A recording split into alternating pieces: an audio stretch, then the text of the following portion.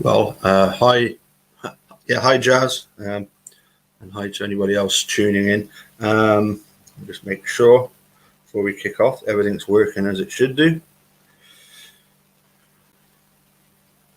It was good to see the Hard. Oh, by the way, sorted out with the Hard about the next time that we're going to do a chat together. We're going to go for his Monday morning, my Sunday night. I think that's pretty sure that's what we said. Yeah.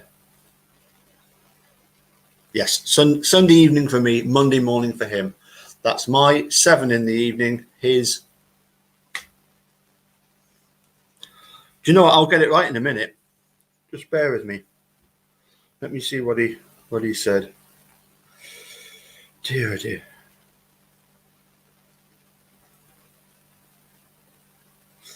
Right. Sunday evening my time, 7 o'clock is.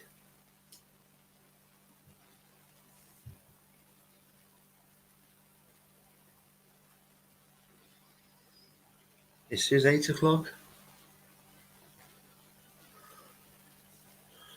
I'll check on that. I have a funny feeling I got that the wrong way round.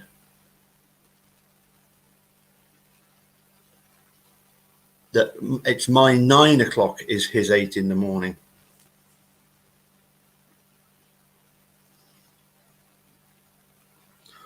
Oh, by the way, the reason he was unable to make it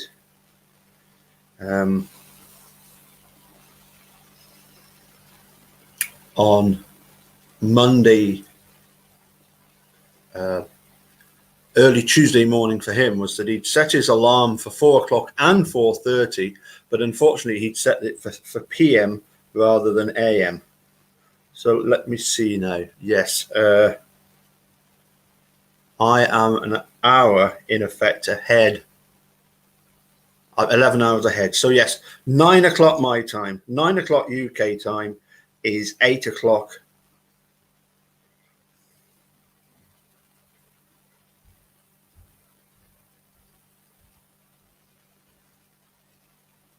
Nine o'clock my time. That's what it is. Okay. I think we've got that sorted out. Yes, I was saying it's nice to wake up this morning and Mill Billy was having a chat with the Hod, but also with Sam William Henry. I always get this wrong. I always go for 852, but it's not 852, it's 582. Sam William Henry, 582 is Jamie Hart. So it was good to see him, Mark and Mill Billy again talking about the Dude Foundation. Yes, Jay. Yes, 9 o'clock UK is 8 a.m. 8 a.m. in 11 hours difference, nearly a 12 hour. But I've got myself the wrong side of him. I put him 13 hours ahead, but it's only 11. Good. Okay, so and I don't know if I mentioned I've nearly finished Police Interrogation and the American Justice by Richard Leo. So I've already started overlapping with Michael Cicchini's book, Convicting Avery, the bizarre laws in Wisconsin. And my goodness, are there some bizarre laws and ways of dealing with things. Not just with Wisconsin, though, to be honest. I've got something else I'll share with you maybe tomorrow, which is just ludicrous. Anyway, so as I say, I started reading the Michael Cicchini book, and he's also done a book about Brendan Dassey, so I've ordered that, and looking forward to reading through Michael Cicchini's book. He's a defense lawyer. I'm going to get this right. I think he's in Kenosha, which is where the Fonz statue is, if I remember rightly. Anyway, let's get on with what we should be doing, which is getting through this next part so that I can go upstairs and watch the Big Bash League cricket, which I've recorded. So, so nobody tell me the result, okay? Because I don't want to hear the result. Now, if we come down here, well, that's what I was going to do. I'm going to check, make sure that the sound is. Do you know what? I'll get it right in a minute. Oh, sounds okay. Sounds okay. Sounds like usual. So we left off at. We finished part 3 with this.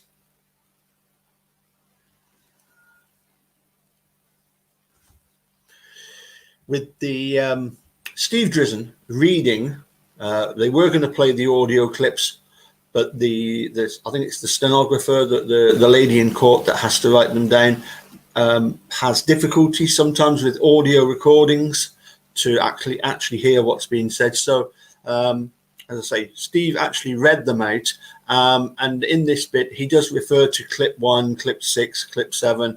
And you might think, oh, what clip was that referred to? Don't worry, when you get the answer from Richard Leo, it kind of makes it obvious. I was going to go back and go over the clips that he read. I don't think we need to. I think if we just carry on, it'll be self-explanatory which bits we're on about. Okay, says Steve. Are these other examples of what you would call systemic inducements? Answer. Well, the first one, in and of itself, not. Not necessarily. Number 6, although it would depend on the context in which number 6 was given, if it had been preceded by other systemic inducements or references or to the consequences in the system for being honest, then contextually it may be referring back to those and conveying the meaning that honesty will pay off in terms of what the prosecutor will or will not do. So this would depend on the context. If I just read this out of context, then I would say no. But it could, depending on the context, referring back to something that reestablishes that meaning. Number 7, I would say no question, because first of all, he's referencing the district attorney. The district attorney is the person who decides whether or not somebody gets charged.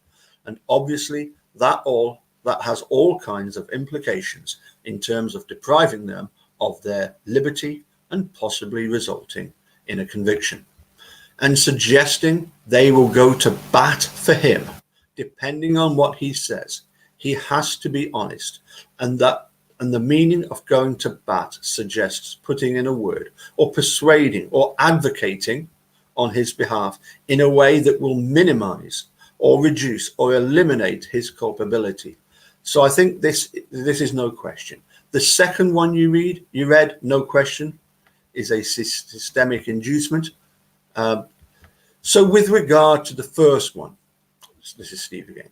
When Investigator Wiegert says, we want to go back and tell people, if the word people in that statement refers back to people in the district attorney's office, then you would consider number 6 a systemic inducement, correct? Okay. Now I want you to focus, if you will, on page 1, clips 4 and 5, okay? Mr. Fassbender on clip 4 begins by saying, talk about it. We're not just going to let you high and dry. We're going to talk to your mom after this, and we'll deal with this the best we can for your good, okay? I promise I will not let you high and dry. I'll stand behind you. And obviously Bert then says, we both will, Brendan. We're here to help you. Little Freudian slip then. Okay, and number 5, Bert says, we want to help you through this, okay? Now, I want you to focus on, if you will, page 2, clip 8, and page 9, clip 9, okay? Do you see that? Yes. Okay. Ernie then says, I'll promise you I'll not let you hang out there alone, but we've got to have the truth. The truth is going to be terrible. Clip 9. Ernie says, talk to us, Brendan, if you want this resolved, okay? And play. And finally, clip 10 on page 2, okay? Bert, It's not your fault. Remember that. Ernie, yeah, it's not your fault. Like I said, Mark and I are not going to leave you high and dry, okay? What, in your opinion, is the significance of these repeated suggestions that the officers are there to help Brendan if he talks? Answer, I think these clips that you just pointed to, again, are systemic inducements. I think, again, they convey some sort of promise or suggestion or implication of more lenient treatment. The offer to help sounds like it could convey the idea of helping him not face liability, not get charged by a district attorney, not get caught up in the system. And I think that in this context, also, we're not going to leave you high and dry, which implies being left high and dry, that he would be the one who's charged or blamed for this crime. And when they say, clip 9, talk to us, Brendan, if you want this resolved, I think the implication there is resolved means resolved for him. He walks out. He doesn't face criminal charges.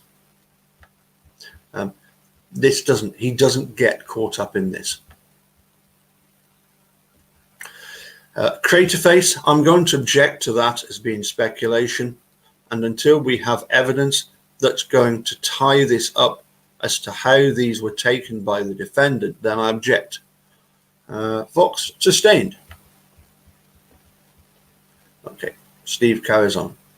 Richard, are these kinds of tactics, in your opinion, particularly problematic with juveniles? Yes.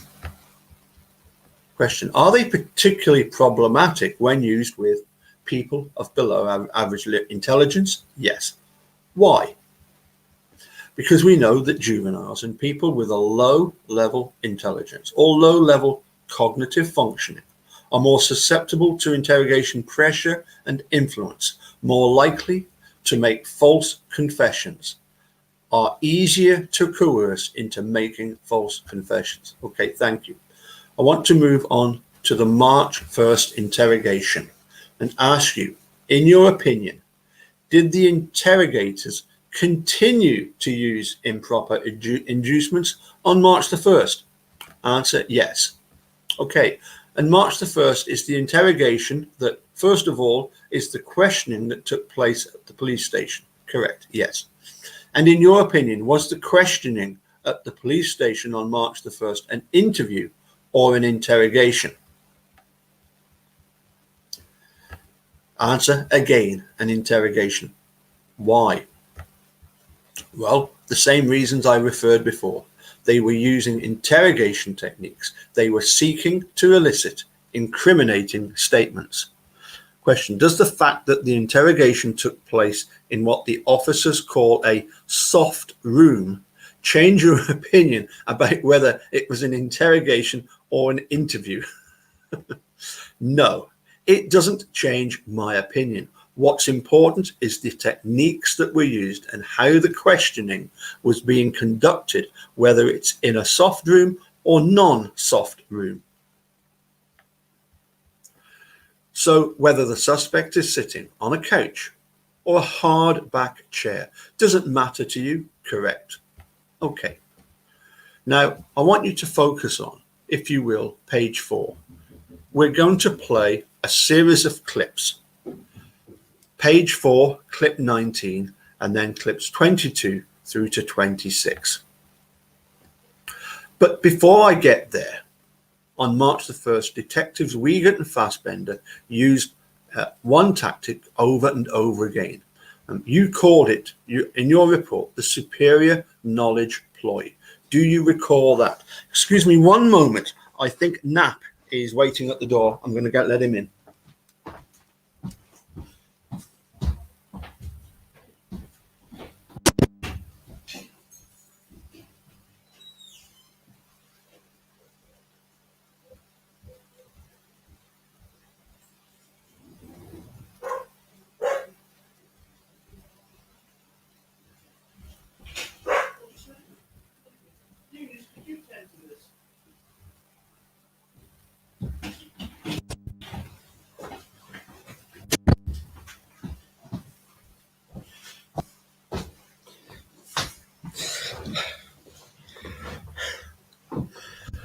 Right, I think we've got sorted with the dog. We're looking after the dog, so that'll be good fun. So I'll probably get a bit of exercise this afternoon with him in the pouring rain. Never mind. Okay, where do we get to? Do you recall that? Yes.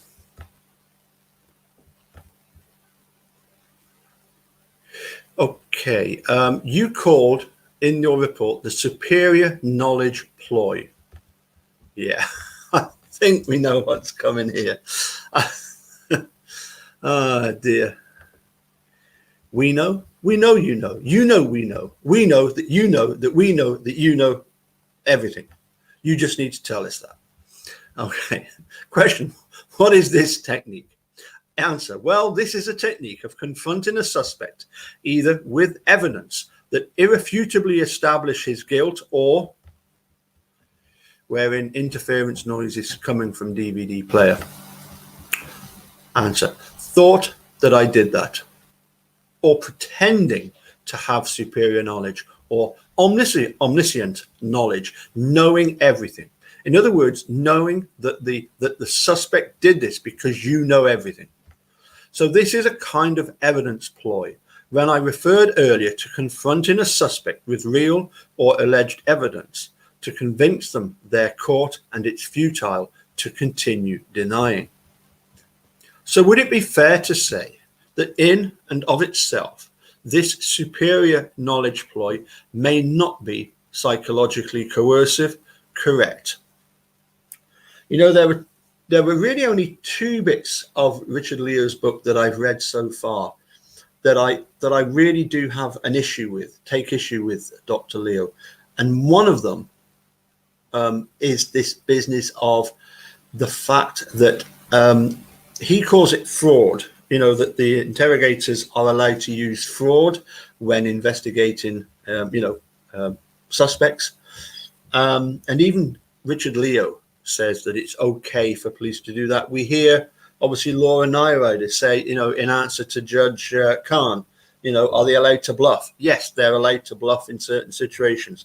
Well, America, yeah, only English-speaking country in the world where police investigators are allowed to lie, blatantly lie to suspects to try and get them to confess. So I do have an issue with this bluffing, a lying, fraud. Yeah, good word for it. Okay, answer correct. So what they're saying is, so it would be fair to say that in and itself, this superior knowledge ploy may not be psychologically coercive. Even that, I think is stretching the limit. Although, you know, when used with Steve, they say to him, you know, we've got this, your DNA, your blood, her blood is in the house, and her DNA is here and there and everywhere, and your DNA is here, there, and everywhere. And you say, no, it can't be. It can't be, because it never happened. If it is, it's been planted, because Brendan's not going to challenge them. Anyway, carrying on. Question, but if used over and over again throughout the interview, it might become psychologically correct, especially in combination with other techniques. It could have a coercive effect. Yes. You know, that's, again, another thing that I noticed in the testimony of, we've got this testimony of Richard Leo, and we also, I read the testimony of Lawrence Wright, you know, the one that features in Making a Murderer. And it's so strange how in the prosecution, you get these experts that will stand up, people like the Michael Wests of the world, and say, indeed, and without doubt, this is the result of bite marks on this victim. And yet you've got these doctors like Lawrence, Professor Larry White, Professor Richard Leo. They're not even prepared to give their own opinion. They're quite happy to testify and tell as in the court what the situation is, but they're so careful not to give their own opinion. So it's interesting, isn't it? You know,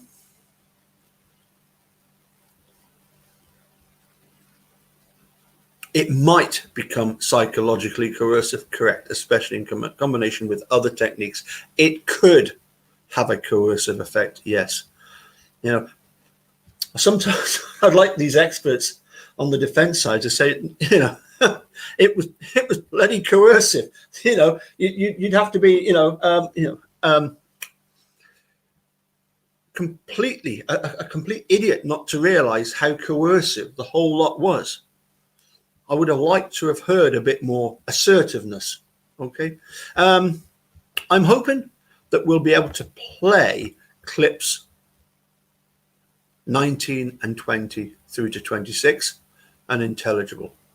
Tell me the truth. We already know. Tell us. It's okay. Why did he have you come over there? Did he need help with something? Remember, we already know, but we need to hear it from you. Why did he have you come over? He needed help, didn't he? What did he need help with? Go ahead and tell us. Why was he peed off at her? I don't know. I think he probably told you. So just be honest. We already know. What else did he do to her? We already know. Be honest. We got enough here to know some things that happened to her. So tell us the truth. What else did he do to her? How did you know that? Dr. Leo, would you look at that tape for this one? Be honest with us. We already know. We're going to help you through this, all right? It's okay, Brendan. We already know. Question. Okay.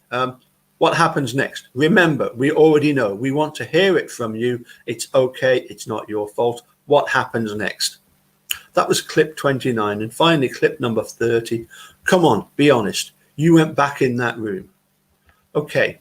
I know you're having difficulty hearing that, but we'll give you the exhibit to the extent you need to fill in what you were unable to hear. Now, Richard, is this an example of a repeated example of the omniscient ploy or the super knowledge ploy? Yes, they repeatedly tell him that they know and convey superior knowledge or knowledge of everything that occurred. And if, in fact, they don't know, then this could be a false evidence ploy, correct? Correct. Okay, is there anything in the literature that discusses the use of false evidence ploys with teenage suspects? Answer, yes. Question. And what can you tell me that those findings are? Answer, well, the false evidence ploys are often involved in false confessions. They're considered a risk factor for false confessions. They are considered particularly influential on individuals who have low IQs or who are juveniles, who they may be more gullible or easily led or manipulated into confessing as a result of them. Now, do you recall I asked you to watch clip 25 and 26? Do you remember that? Yes? Okay, during that clip, investigator reaches out, Bert reaches out and pats Brendan on the knee. Did you see that? Yes? Okay. Are the police are the police trained to do this? Yes. And what is the significance of that? Okay. Sometimes they use these kinds of body gestures to disarm a suspect, to communicate that they're the friend's suspect or ally, to get closer to them physically. It's believed to help in getting somebody to confess,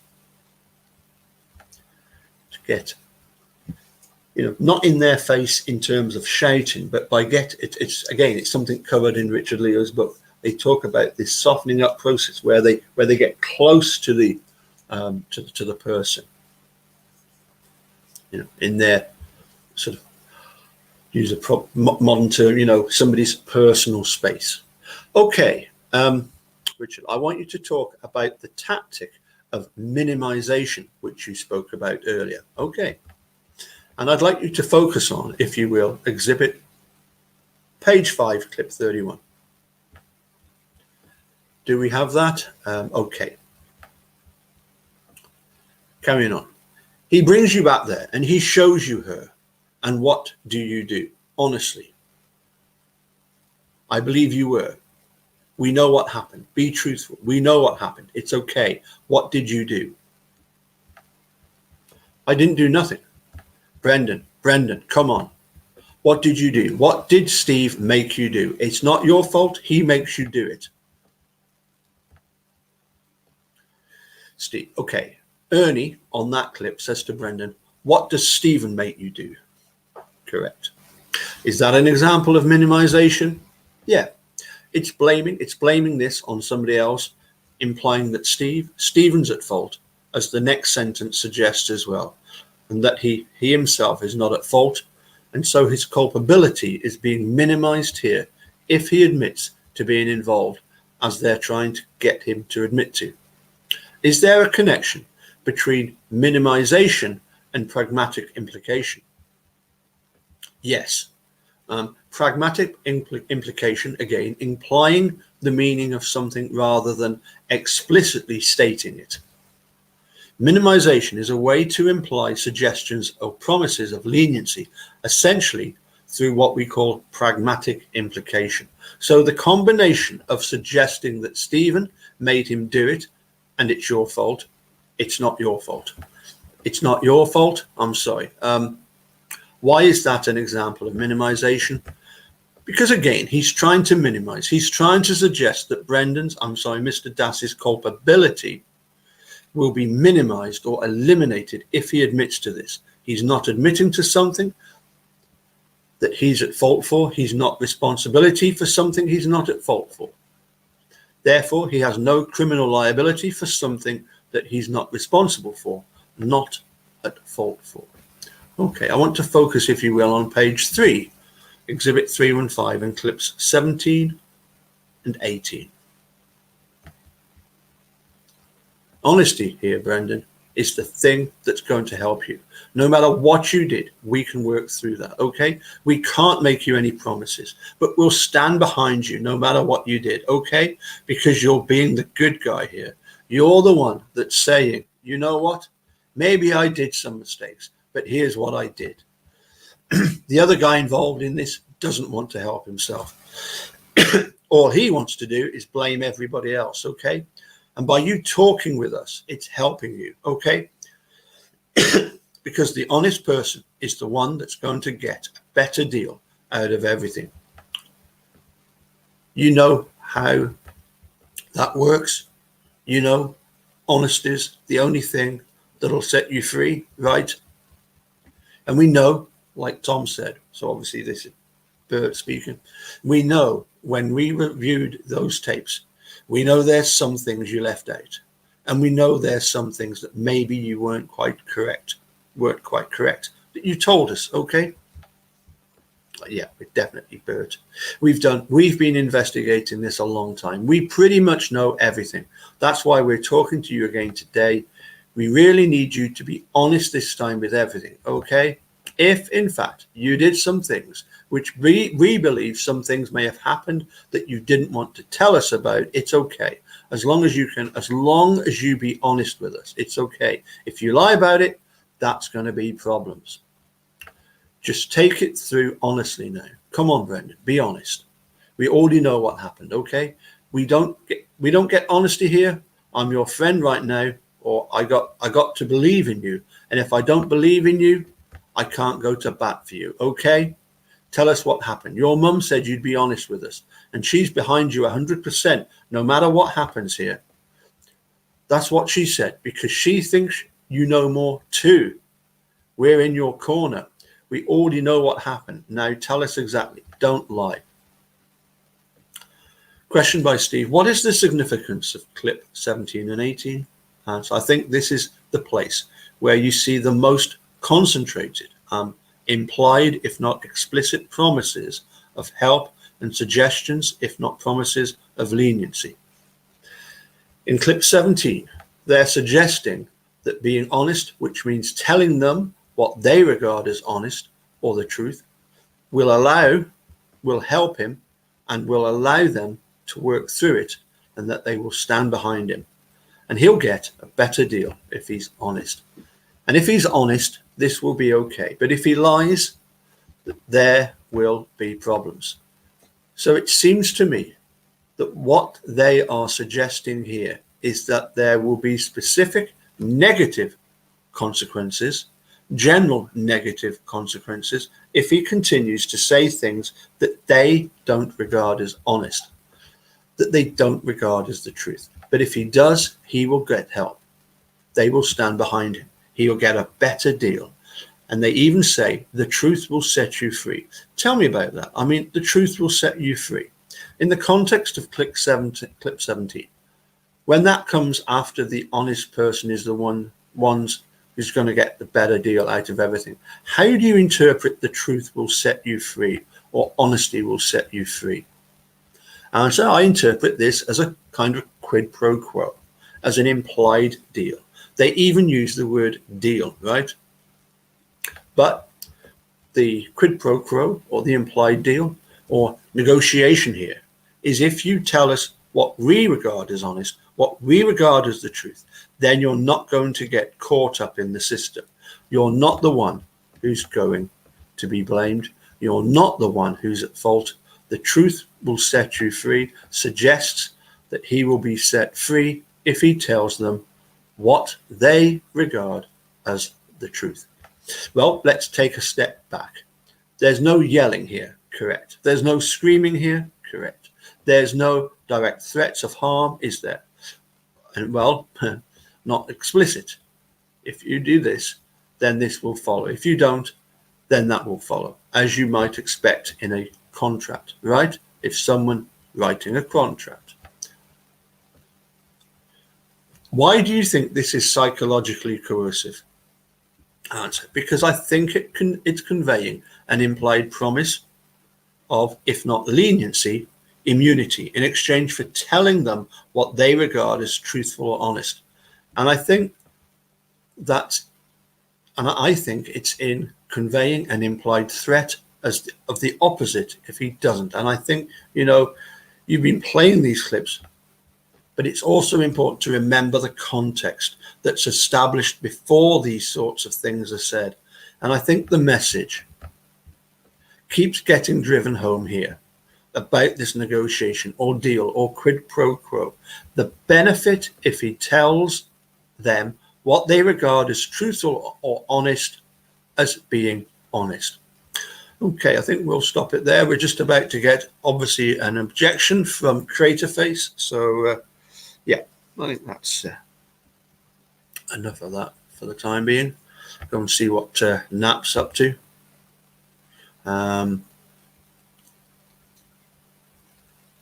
Let's also remove that.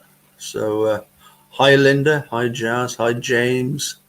T1's here. Yeah, I'm going to go do my Bible class soon, but don't worry, I'm still here for the time being. Alice, hi Alice, James, and Sean, hi Sean. Jazz. It's 4 a.m, Linda. It's 4 a.m. What are you doing at 4 a.m? What are you doing up at 4 a.m, eh? Yeah, some sort of party animal that. I know what I was doing in Manitrock at 4 a.m. Oh dear, yeah. And let's see, we've got JD and Sean and Shian. Have I pronounced that right? Is it Shian? Not sure. I don't think it's Cyan anyway. Shian E. And Sean. And who else have we got? JD. Yeah, okay. So, so just to recap,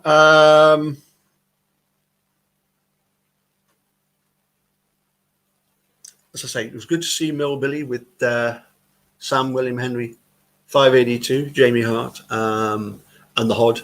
So I did get, as I say, a message from Mark, what had happened back on Monday evening Tuesday morning his time, is that he had set his alarm for both 4 o'clock and 4:30.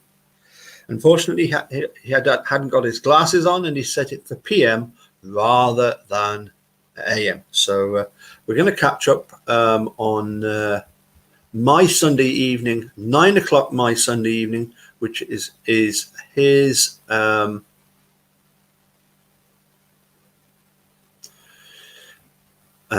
which is, as I say, that's his 8 o'clock in the morning. So a good time for him, 8 o'clock Monday morning, and we'll just get some more information. I must admit, I was actually confused at first when I where's the banner?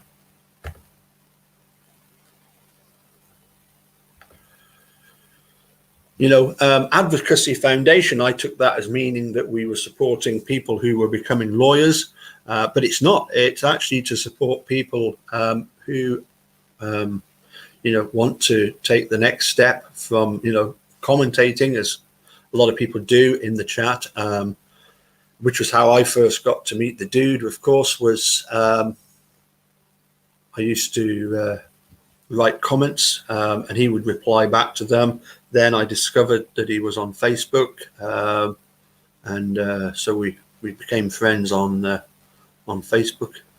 Yeah, it is Super Bowl Sunday, but that actually starts at well, the programs start at, I think it's 11 o'clock in the evening in the UK, because I don't think the game will kick off till about midnight UK time. Not that I'll be staying up to watch that. If the Tampa Bay Buccaneers end up winning, great. I saw a really good video about this Richard DeBra case, where they talk about you know, doing 37 years, being released, and not getting any relief whatsoever.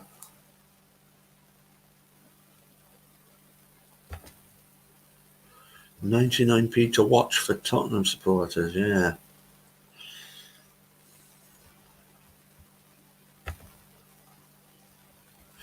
Okay, as I say, I'll say cheerio, and we'll catch up with we'll catch you next time. As I say, I've got a couple of articles ready lined up that I want to have a look at, so probably do them tomorrow or Saturday. Anyway, take care. We'll see you all soon. Bye for now.